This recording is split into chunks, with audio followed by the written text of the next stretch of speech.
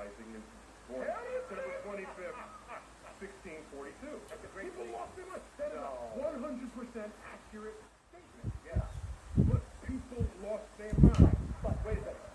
How many? You want to know how many? Yeah. I can quantify it. Right? My average tweet gets like 3,000 retweets. Average. And a good tweet might get 10,000. That tweet on Christmas Day got 81,000 retweets. You know why? Because a media source online, one of your people, had a headline that said, Tyson trolls Christian on Christmas Day. And I'm thinking, I'm just talking about Isaac Newton. This is like my man, Isaac Newton, who actually has the benefit of actually having been born on Christmas Day. By the way, Jesus was not. Which is what makes the whole thing so great. That's what I'm saying. That's what I'm saying. So people said, we demand you take down the tweet. I said, it's a true tweet. So the next day, I want to fight back in a polite way, and I said, I dream of the day when Little black boy and a little white boy come together. Scientists and believers. I dream of a day when objective truth. I dream of a day when people are enlightened by objective truth rather than offended by it. Okay, here's the issue. There's always been bozos, fools, and idiots on Earth. Always.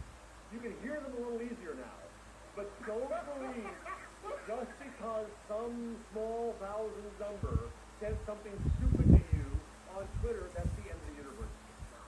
You're okay. It'll be okay. But that was enough to get people fighting. So the modern media allows people to scream at one another whether or not they have a background to justify their arguments. So what do you do with that in your journalism analysis? It's hard because I think that these days we've got to take a stand for what's right, and sometimes things are right. I had this discussion in class the other day where you tell me, Simon, I believe that we're pretty set now that measles vaccines are the right way to go. So if we as journalists want to deal with the truth, I think that's pretty clear. It's not a two-sided thing, get one side and the other side. Get half the other argument. No. And so how do we judge our success as journalists then? And I would Just to be argue, clear, the journalistic ethos is you must give equal time to the other side of a story. but why? I was going to say, why is that? What's that word? Bullfucking. Didn't hear that one in the People were just Did you hear that one in the... Yeah, growing up in the hood all the time. Bullfucking. Man, what'd you say? Oh, that is bull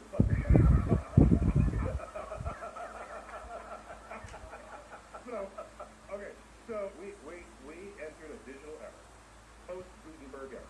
That's there. We're on the other side of the planet, where whole other challenges are befalling us, simply because of that time. And we'll learn more about that next.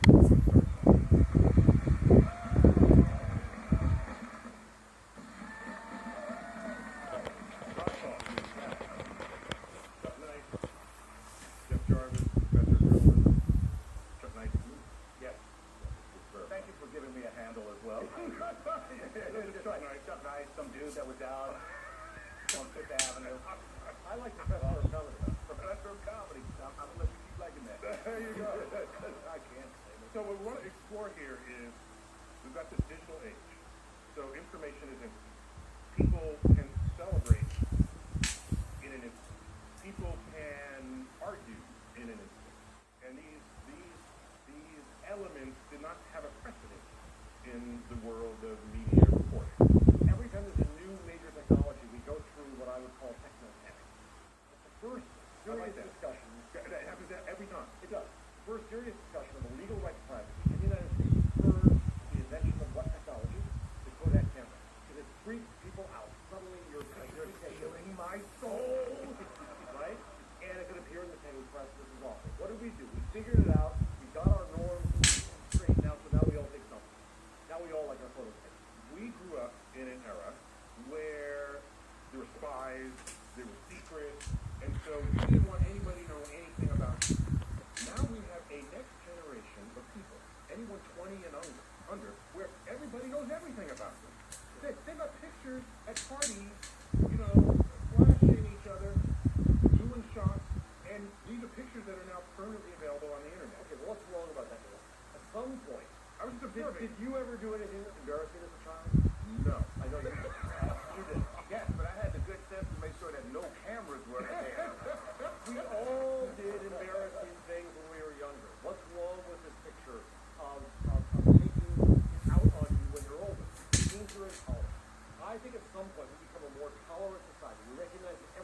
their foibles, and we'll learn from that. But you know what happens?